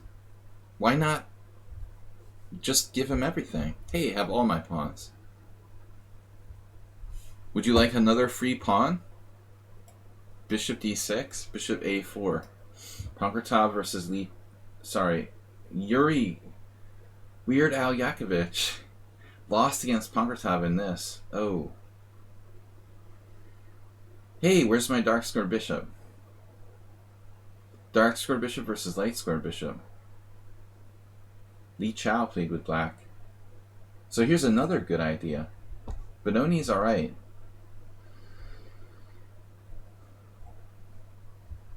You had this against the bomb thrower. Ooh, the bomb thrower must be busting the opening book on you. He's doing some homework. You must have sent him to the homework center. I hope he didn't play this on the first try. I would be suspicious if he found this on his own. But if you played it like against him twice, he probably went and looked it up. Then I wouldn't be suspicious. This looks nice and dynamic. Okay, you're still favored as a good technical player. But Pankratov and Li Chao, playing weaker players, managed 1.5 points out of 2. The point is, like, the dark square bishop, I've talked about this a lot. You know, the strategy is material doesn't mean as much when it's ops-colored bishops. I have the dark squares, you have the white squares. Now, worst case scenario, I'm down a pawn, an ops-colored bishop endgame. It might not be that bad. But black seems to be a little better developed. White's king is still in the center of the board. The only thing between white and total disaster is the fact that he has a pawn on e2. Yuri Yakovich played the engine move, rook d1. I hope he let his computer run all night. Because this move looks a little bit safer, actually. Oh, you immediately lose a pawn, so that sucks. Wow. What? Oh my god. Dude, check this out. Li Chao, against his opponent, didn't take the pawn on d5.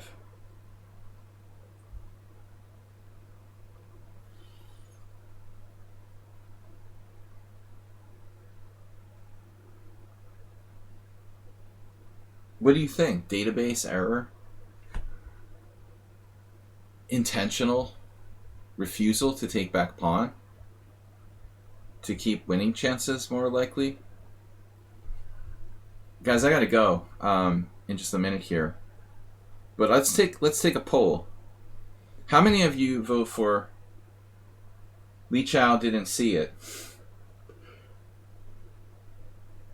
How many vote for they entered the move wrong and he really played e4? And how many vote for he intentionally didn't take it because he thought keeping pieces on the board would be a better way to play for a win against the bunny?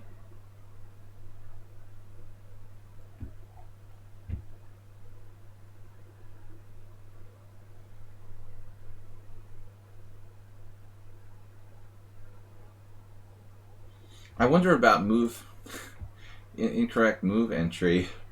Is this a possibility? We'd have to see the whole game in order to figure that out, probably. e3, knight on bd7, queen b3, a6, a4, queen b6. I mean, the guy who was avoiding a draw by taking a pawn, now he's trading queens 3 moves later. That seems pretty strange. Queen b6, what? Queen b3, bishop b3, b5, take, takes, rook takes, takes b5, c4. Yeah, this is right. He took on d5, so it couldn't have been e4. That is a really weird game. It's hard to believe the white is 2400.